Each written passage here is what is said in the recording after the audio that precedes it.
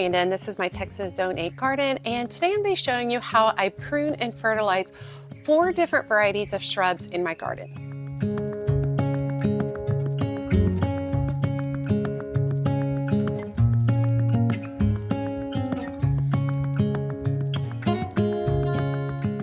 So we are definitely in full-on spring in my particular Zone 8 garden here in the North Texas area, and there's birds chirping, the willow is blooming, we've got flowers, everything's going well, and it is definitely time to prune back a few of the shrubs that I have in my landscape. Now, most of the shrubs that I grow in my landscape, I actually grow to be able to cut.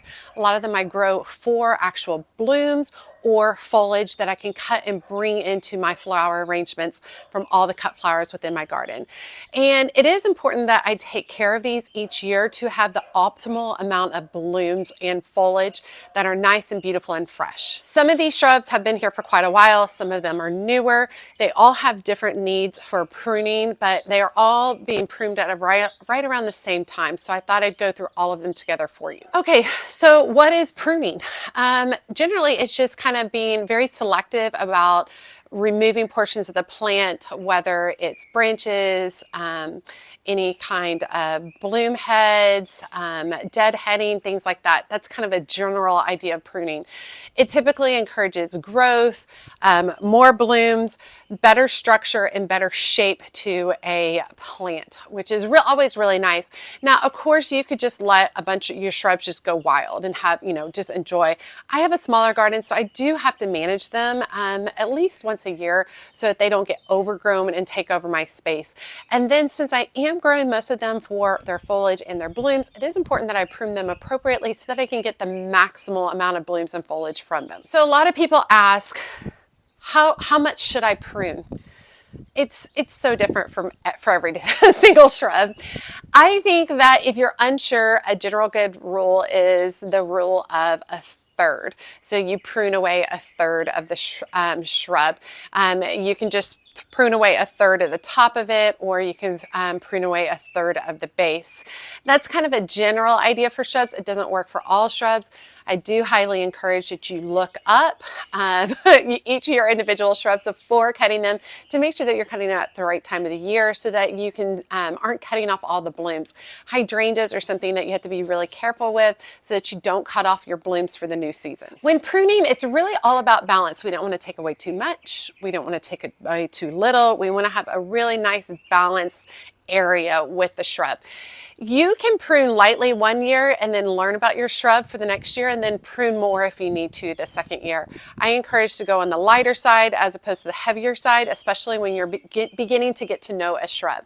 And typically we don't do any massive pruning on shrubs unless they're at least a full year to 2 years old. You want them nice and established with a really good root system prior to giving them a hard prune, because when you give them a hard prune, you are going to put a lot of emphasis on the root system to produce more branches, foliage, and blooms. A lot of people ask, well, how do I know if my shrub needs to be bloomed? Several different reasons. If your shrub looks out of control, if it's just like messy, out of control, and it's not appealing to you, that's a good time to prune.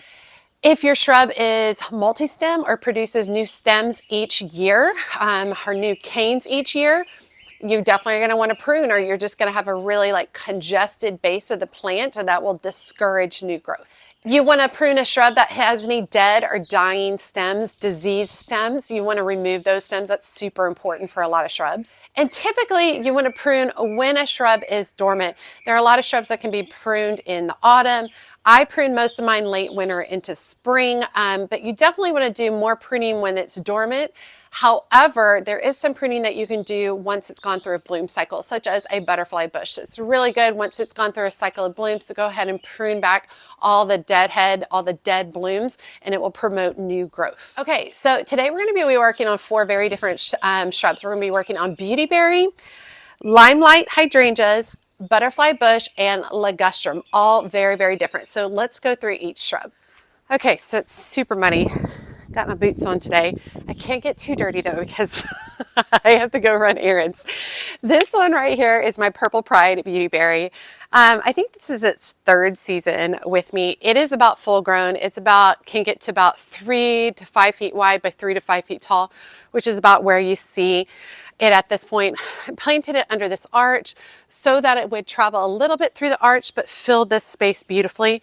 It's right beside an oh so easy urban legend rose right here, and when you have the light pink flowers and pale purple berries here next to these kind of orangey red blooms, it is absolutely gorgeous. Now, Beautyberry do not require pruning, but they respond well to pruning.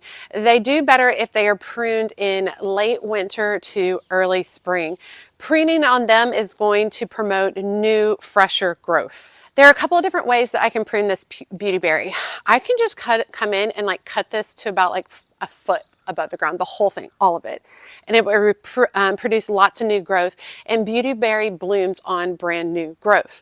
I could also come in and try to pick out the oldest stems and or branches and cut those down at the base as well. So there's a couple of different options and a couple of different ways.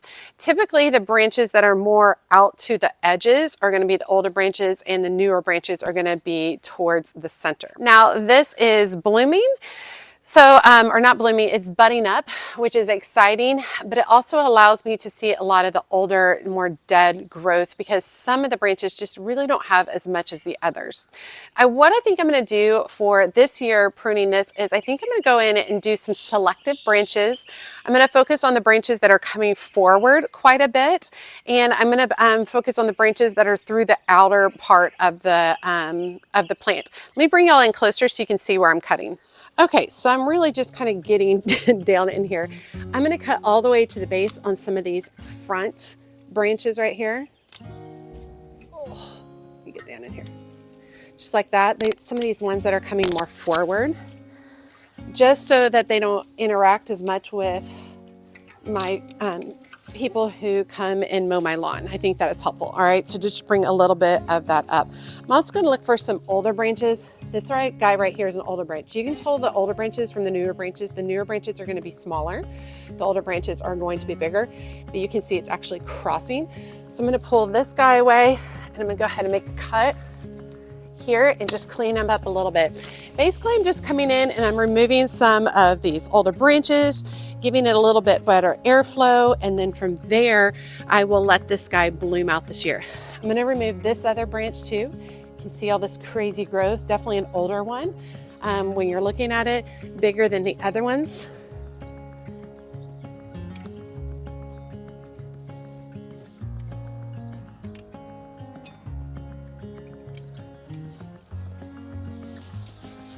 Oh yeah, that really opens up the middle. This guy back here is an older branch too.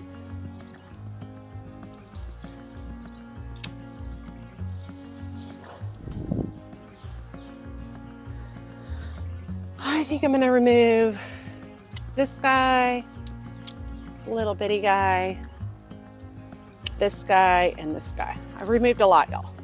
But it's going to encourage a lot of new flush growth on this. And then I think this one and this one. Okay, I'm probably done. I love pruning.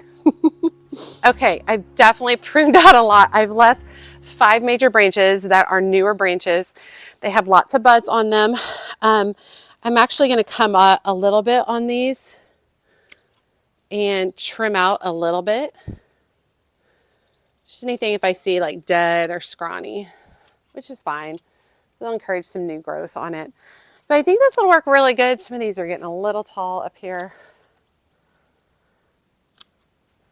And I think it'll be fun to watch this fill in. It will send a lot of new growth from the base, and that'll happen after these go into bloom. And these 5 main branches will probably give me berries this year. But I'm really excited to see it.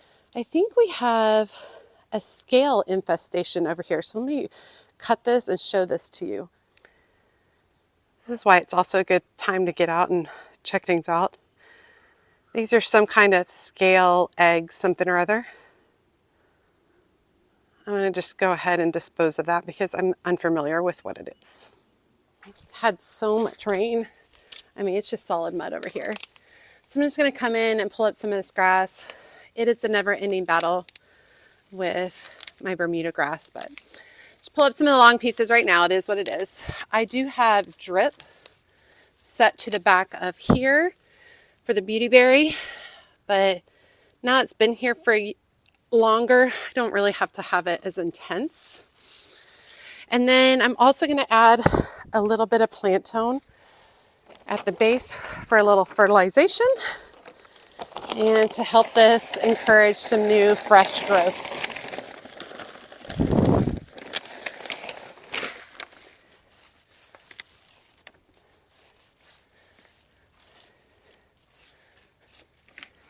There you go. All right, let's go to the next shrub. Okay, so this is a butterfly bush. And it kind of puts off like a really pretty like magenta raspberry tone. Printed on here, I do use it for cut flowers. And a butterfly bush can actually be trimmed pretty harshly. So I'm actually going to be coming in here and I'm going to just be cutting above sets of 2 leaves and removing anything that's like dead or doesn't look good. And it is really going to be cut down to about a foot above the ground. And I know this looks really harsh, but it's going to bloom off of the new growth. So this will promote a ton of new growth with fresh, hardy, gorgeous blooms, which will be really nice for this space. Butterfly bush actually grows really fast. I find that I get several flushes of blooms out of it.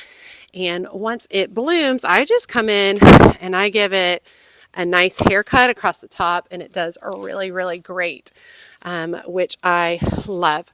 But I'm basically just coming in here, cutting above sets of leaves. If I have any like dead or dying branches like this that have like nothing going on, take those out. All right, it looks harsh, and I know it seems sad to take off all that new growth there, but it'll be better for the plant in the long run. I'm actually going to take this down. I feel like this piece just doesn't look good. It'll be better for the plant in the long run.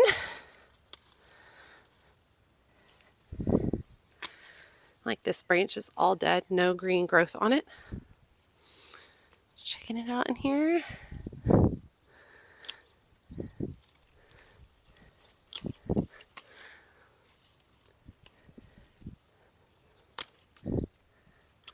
All right, and then let's add some plant tone.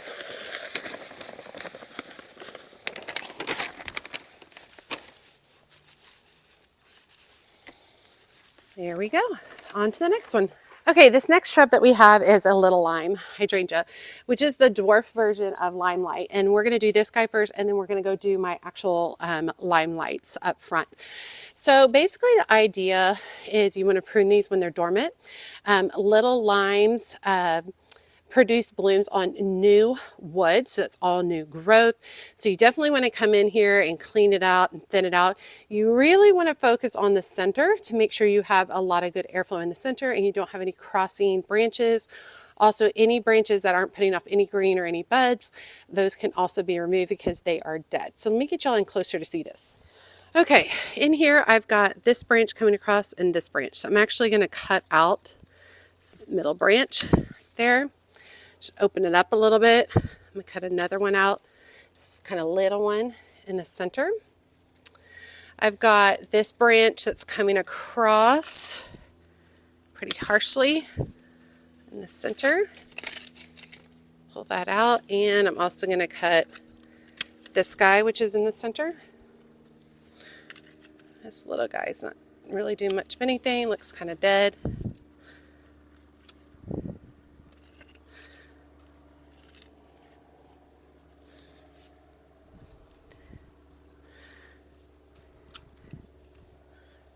This plant is not very old, so it's not very big, but it doesn't get very big anyway. I mean, it's a little line hydrangea. Let me look at its specs real quick. It only gets 3 to 5 tall and wide. So now I'm also going to come in and I'm going to cut off these blooms at the tips. I'm going to cut them off right above a set of leaves, just like that. to encourage a new fresh growth. Just like that. Looks good. And let's add some plain tone.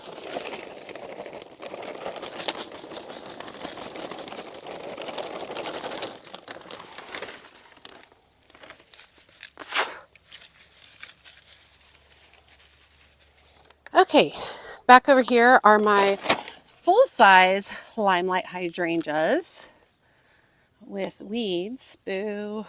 These have been pruned several times over the years. We've gotten to the point where I have like 3 really nice strong branches on this particular one. So the first thing I'm going to do is I'm just going to prune out a little bit in the middle. I'm not taking off these main 3 branches. All I want is for all my growth to come off of these 3 main branches. So that's my focus. If I were to have any branches coming down from low or something like that, I would most likely remove those.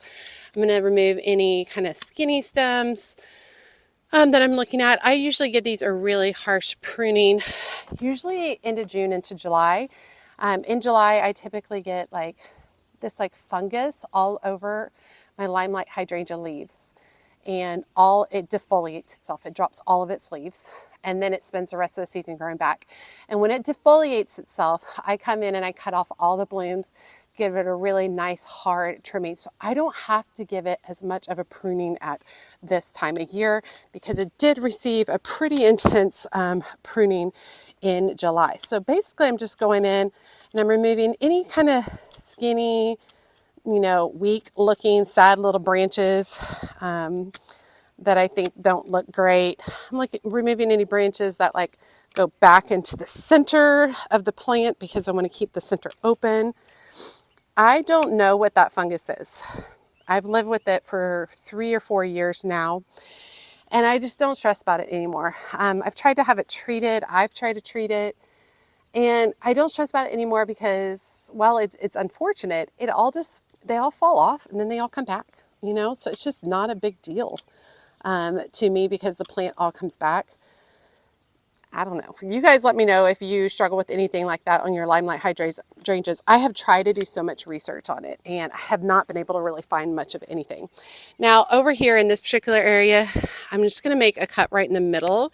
You can see I'm removing a branch that's kind of open up this air a little bit. I've got one more branch down here that's trying to grow back up into the middle. And I'm going to remove a few more that are pointing towards the middle. But yeah, I think that's pretty much it on this limelight hydrangea. It looks really good. And then same thing with this one. So this one has 4 main stems. We've got one right here, which isn't producing as much. I'm going to go ahead and cut it off right here. And so it's just got this main stem right here, but that's okay. Then I'm going to look towards the middle. Anything going towards the middle, I'm going to cut out just to clean it up a little bit. I'm going to remove any stems that are weak, flimsy, brittle.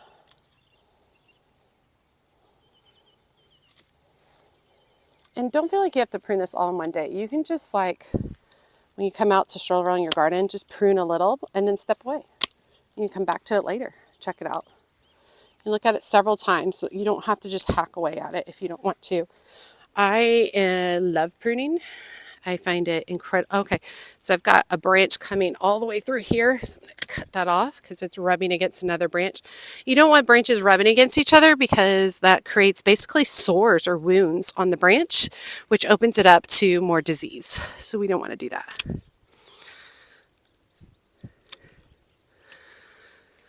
All right. There we go. We'll go with that. Nice open center portion right here. No crossing branches. Everybody looks good. All right, and then I'm just going to add some plant tone at the base for each one. For my hydrangeas, I get a lot of questions about them regarding watering. I have drip set up to the base of each one.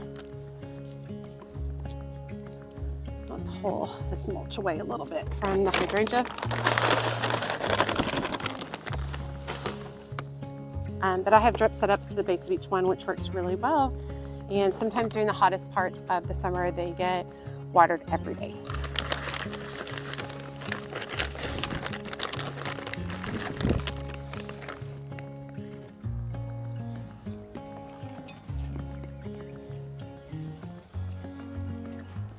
Okay, I wanted to give you a sneak peek over here. The double bridal wreath spirea are starting to bloom. This would be the worst time to prune a spirea because it's putting on all its new blooms. It blooms on new wood. In about probably 4 weeks, I will come in and I will give these a massive cutback. I will cut them back to about 2 feet above the ground, clear it all out. And then it will spend the whole season growing back new fresh wood for fresh blooms in the beginning of next spring. But you can see it's starting to put off its white blooms. It will literally look like a fountain of popcorn, which will be gorgeous. And then right here is my Ruby Falls Weeping Redbud. It does need a little bit of pruning. I've got some crossing branches and stuff where I can see some sores that are happening, and I do need to take some time to come in here and mess around with some of that. However, that's not something I want to do today because I'm like, I don't want to do it in a hurry. This will really take some time because this type of tree is more like a sculpture. So it's very curated in how I prune it. I prune mine into an umbrella shape. I think it's really soft and beautiful. I purchased it in its umbrella shape, and I purchased it pretty much full grown. I paid a pretty penny for it. Of course, it was like 5 years ago or 4 years ago. 4 years ago, and it was like $220. There's no telling how much it is now. It's probably $400 now for the same size tree. But I think I do need to get in here and basically cut out some stuff where I see, you know, some really harsh crossing pieces. I don't really want to, but you know, like I said, when you have a lot of crossing branches, it can create wounds or like sores on the bark, which can open it up to disease. But there's the other bridal wreath spirea looking good. I need to get back here to these planters with these grasses. They really need to be trimmed back, not today. And then up front, all the daffodils are pretty much done blooming. We still have the snowdrops, which are absolutely beautiful. Lots of muscari coming up and violas peeking out. This ended up just being a beautiful display this year. I'm very happy with it. So for bulb wise, I had daffodils, snowdrops, and muscari, and then also overplanted all of that with the pansies and violas. And it's just so happy and fresh and light looking. It's a little bit wild, but still a little bit curated, but I really, really love the way it looks. But let's head back to the ligustrum area. Okay, over here are ligustrums. And I planted these when I first moved into this house due to erosion. We were losing a lot of the soil down below them right against this fence. I needed to get something in here quickly, inexpensively, with roots that would really hold on to the soil. So I opted for these ligustrum, which were on clearance. Now, 6 years later, I wish I hadn't done that. They're here. We're gonna pull up some of them. The ones more at the end that have suffered from massive winter damage, those aren't good. There's 5 of them here, I believe. Is that right? 1, 2, 3, 4, 5. Yeah. The 2 end ones, perhaps the 3 end ones, I don't know. We might only leave 2, I think is what's going to end up being it. But for now, can't do anything about that now. But for now, I need to go ahead and start pruning these for a couple of different reasons. We have a lot of yellowing on here. They are malnourished. They need iron. So I need to get in there and put fertilizer and iron in there. We have some dead branches in this area. These also tend to get like some kind of spider mite situation. I also want to train these more into tree form. So I want less branches down low and more, I keep the branches up top. So I want to see more trunks. But the other deal about that is down below is all mud because it doesn't get very much sun because, you know, the ligustrums are so thick. So if I trim out the branches down low, it's going to allow more sun, especially morning sun, to this area, and it'll be less muddy. And this is where Buffy likes to hang out, is under these bushes. I don't want to take them away because she loves it, but also it's all muddy, a hot mess. So we want to do that. So I have never pruned these ever. So when I planted them 6 years ago, this is what they look like. So I don't think my typical pruners are really going to do the job. So I'm going to get some big lopers to kind of work with. I think that'll work better. Okay, so the goal here is I'm going to use the lopers. I'm really just kind of concentrating. I'm going to have to get down low. Just really concentrating on removing some of these kind of lower branches that come out really far. And there's, I mean, just removing one branch already, right? So I'm just generally gonna come through and do that first. removing just some simple branches so that I can really kind of take a look and see what these look like.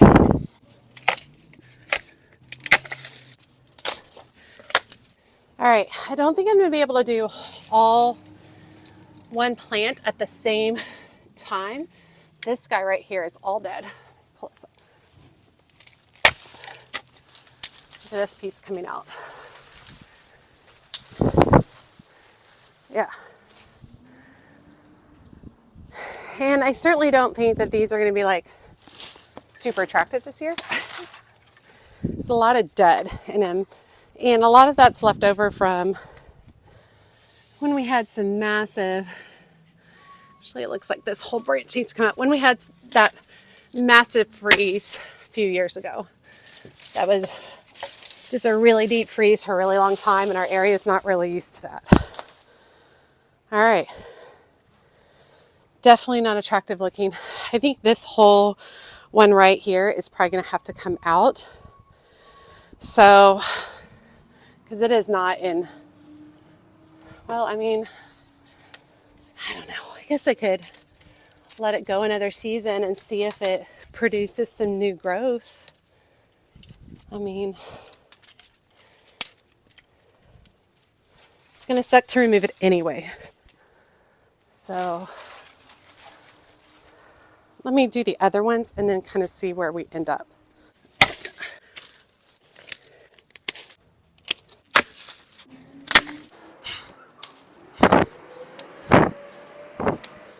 So I had somebody tell me that Ligustrums are bad for the birds, or I can't recall. Y'all might have to correct me because they're like poisonous, or they have berries that are poisonous. These Ligustrums don't have any berries on them, so I'm not sure what that's in reference to. But those of you who do know, let me know why Ligustrums aren't the best to have in your landscape. It was certainly knowledge that I was not familiar with when I planted these. Oh, look, a wiffle ball. That's funny.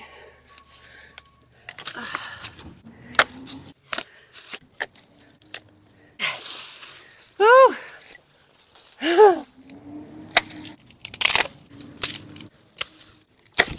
Now I'm fully aware it's going to take a while to get these back in shape.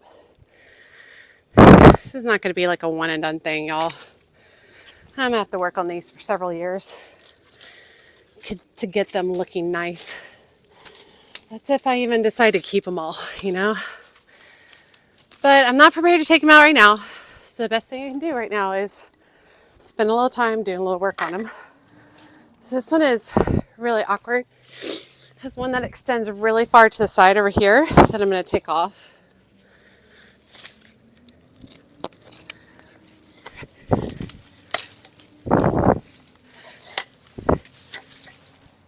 Like that. And then it's got some weirdness back in here that's dead.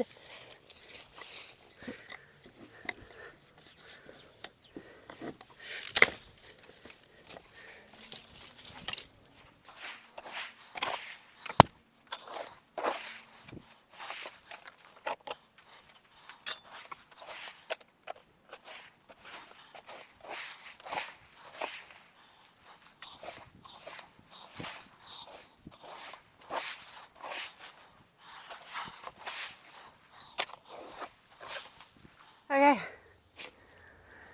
So the last thing I'm going to do is I'm going to add some Dr. Iron and some plant tone to just these three. The other two I'm not going to stress about. I'm going to get my husband to dig those up. I don't know if I'm going to keep all three. We're going to go with this for now. See how it looks like, how it does.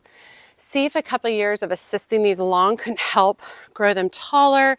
Would love the branches underneath. Love to go in and do something like have climbing roses along the base to grow up through the ligustrum or clematis or something along those lines. And when I do something like that, you really have to curate these to just have these long branches like this for climbing, and then have a soft canopy at the top. would be really pretty. I pulled up some of the debris that was down there too, and I actually located some sprinkler lines that I think were covered, which might be adding to some of the issues that this is having over here. So I'll get with my husband, and we're actually going to be filming a video where we do a sprinkler check throughout our whole yard, show you the stuff that I deal with, that we run into, show you how we cap off sprinklers without having to dig them up and make it this big massive deal. Because I mean, we moved in this house and it had all the sprinklers already done. Everywhere I have my flower beds in the back, we have sprinkler heads in there, but I've capped them off. I just added this little piece to it, and it doesn't spray anything now. Still pops up and stuff, but I never have to worry about it, you know, spraying into my flowers, and I didn't have to worry about digging it up. Still there should I ever change my mind and turn this all back to grass or lawn or something. So, but let's go ahead and add the plant tone and Dr. Iron. Okay, for the Dr. Iron, it's for iron deficiency. Typically, when you start to see a lot of veining, and I'm not one to really follow a lot of the preset rules regarding applying this stuff, but I'm just going to put a couple of handfuls at the base of each one. Come through with fertilizer at the base of each one, and then just kind of rub it all in.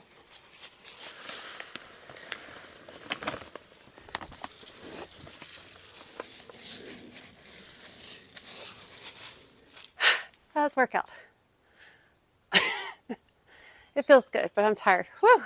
Okay, so hope you enjoyed seeing me prune those 4 different shrubs. I think it's important to show you that I think I screwed up putting these Ligustrum in. I'm not sure.